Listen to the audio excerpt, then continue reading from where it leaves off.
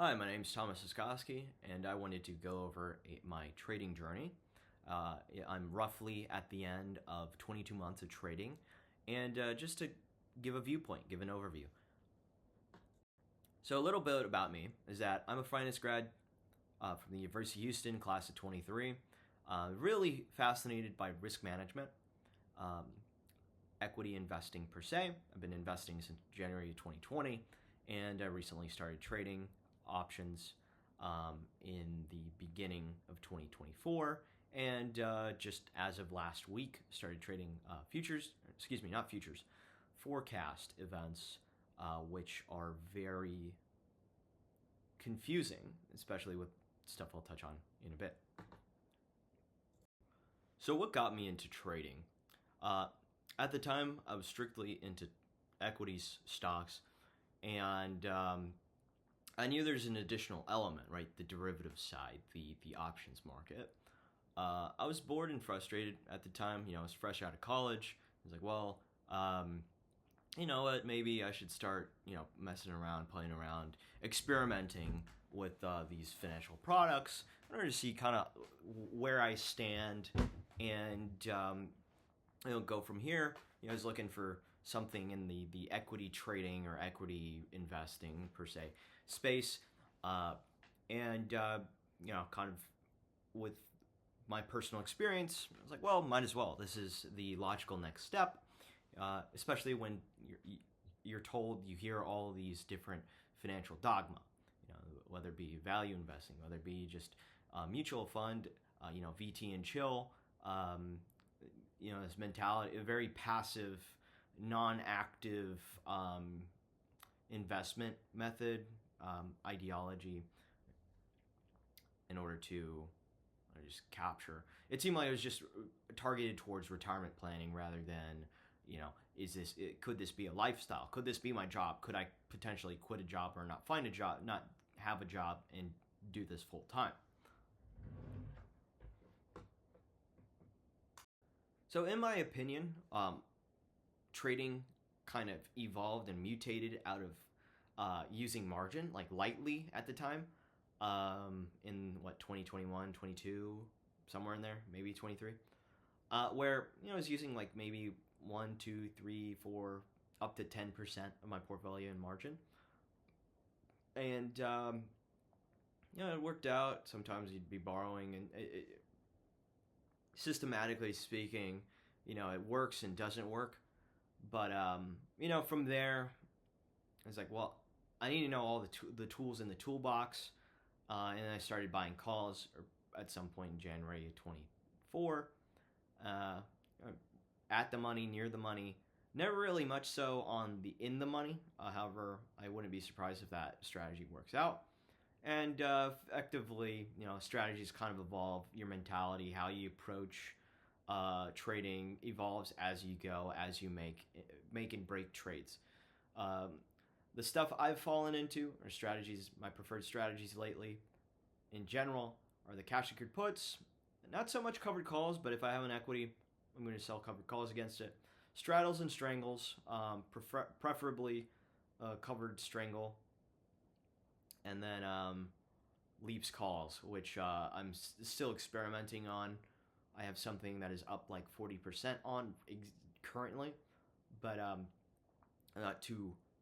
I need more experience with it. I need to essentially brute force kind of systematically in order to learn it, right? So, in just to shed light on that, like maybe 100, somewhere between the ballpark of 50 to 100 trades, whether that be, one, volume wise, 1 or 5 per trade versus, something higher. Um, Aside from that, I'm not that capital, I'm not that liquid where I can do, size of trade to be 10 of 10 options on a single trade, let's say. And I wanted to talk about a couple of quirks. And so there are certain broker quirks. One broker I have for my company, we have uh, less strategies available to us, or specifically me. It's just me and my silent business partner. Um, that you can't do the same strategies that I have at the same baseline with my PA broker, and it doesn't make sense. So, and then just the caveat that too, I'm able to buy strangles on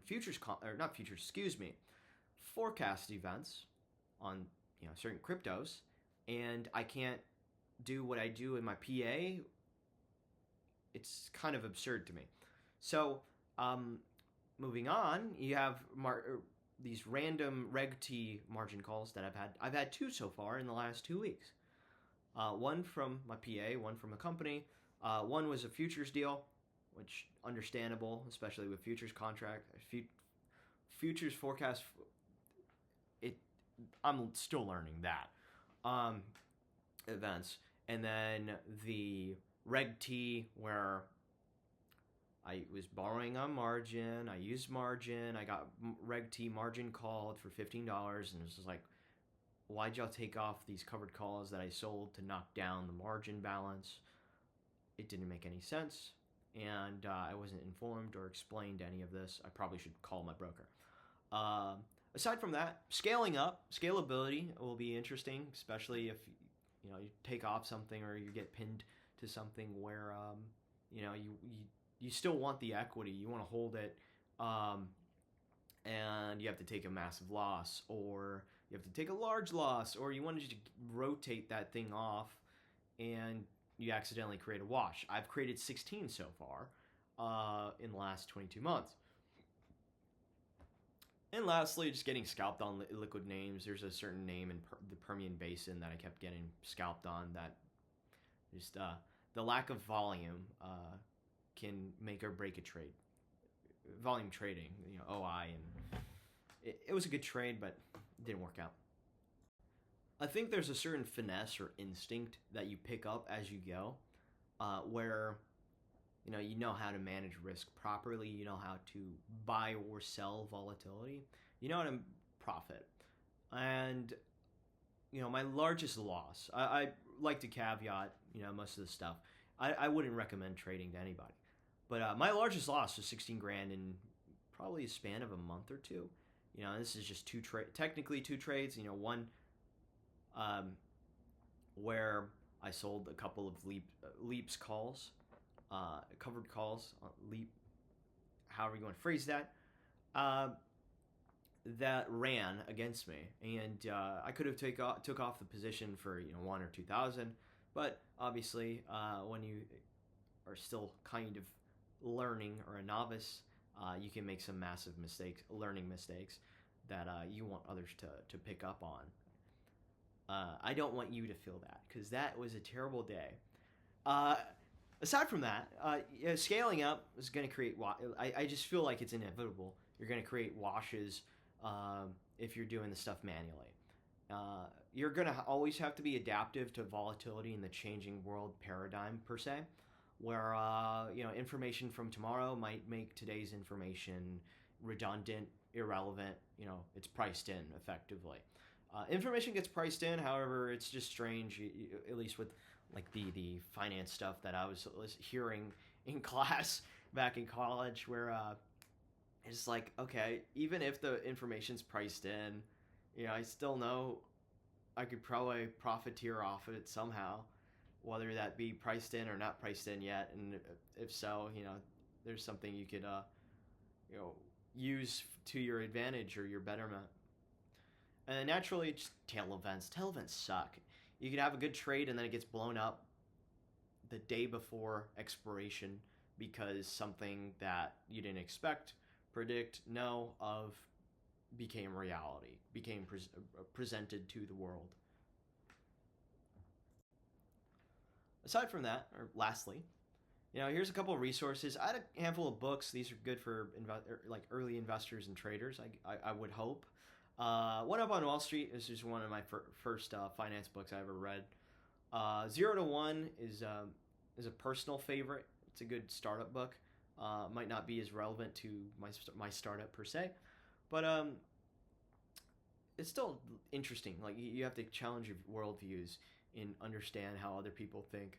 And security analysis is great, and it gets you this whole um, viewpoint from the the mentor of Warren Buffett. That thing is like this thick. I believe it's like a few thousand pages. I don't recall. It's worth listening to or reading if you can. I'm sure edition wise it doesn't really matter. Value by McKinsey & Co. That was a good one. That's also a light read. And Stay the Course by John Bogle, founder of Vanguard. Podcast wise, I have a few recommendations. Options Insider Radio is great. They have like 7 different shows, and if you want to specifically target something, if you're a novice, definitely check out what is it called? Like the Options Bootcamp Radio. It's like it's been running for 14 years. It's pretty good. And if you want to catch up, it'll probably take you two years, maybe 7 months if you're lucky. I was listening to that at my former job, or prior job, for like 7 months straight, and knocked it out and caught up per se. Wealth Building with Options is also good. Dan Passarelli, one of the co-hosts of OBR, is writing a book, and he's kind of going through with these like 20-minute memos per week, once a week. So that's a good rec. All In Podcast is great. Just kind of get a balance of viewpoints and see how a handful of other wealthier people think. The Founders Pod is decent. I like that one. You can kind of go a la carte and kind of pick out what founder you like or want to listen to their story about, and whoever the host is, you can listen to come talk about them. And then lastly, at the Prof G podcast or Markets podcast, I really liked them early, last year, but it's gotten a bit political. It's kind of, I don't know, it's devalued in to some degree, in my opinion, but I'd still recommend it. I like the market. I prefer a neutral market view rather than spewing some level of politics injected into my market takes or whatever I'm listening to on the drive to when I was driving to work and so on. So don't expect regular uploads, but I do want to try to upload once a month or something. I want to tackle psychology and philosophy, at least like approach-wise or systems. But having said that, I don't want to get myself in trouble with the SEC, especially since I have my little startup that is kind of insignificant. But scaling up is my predominant concern, and testing out and trading different strategies with what is allowed to me is going to be interesting. Especially with recently, just like the last 2 weeks, I've been able to trade daily, strangles on certain cryptos within Paradolia that I can't do the same strategies on, individual equities options. And it's just strange. It's strange, especially when there's a larger amount of risk. So that's new, and I'll probably update that on the Paradolia channel whenever I get that up and off the ground. So expect some uploads. I think they're going to be more systematic engineering type of mentality. I'm not a quant. I'm not an algorithmic trader. I don't know Python. I just trade the tape and volatility. I might do a discussion or two on that, or those different 3, 4, 5 different ideas and topics, and see where they go. And I hope you join me in the future. Expect an update from me here for Paradolia's YouTube channel and website and whatever. It'll be a funnel. Some point between now and just to earmark something, March 31st or 30th, whatever date and that month ends on. Because I do want to get more involved in this space, but not get very technical. Unfortunately, outside of one-on-one conversations.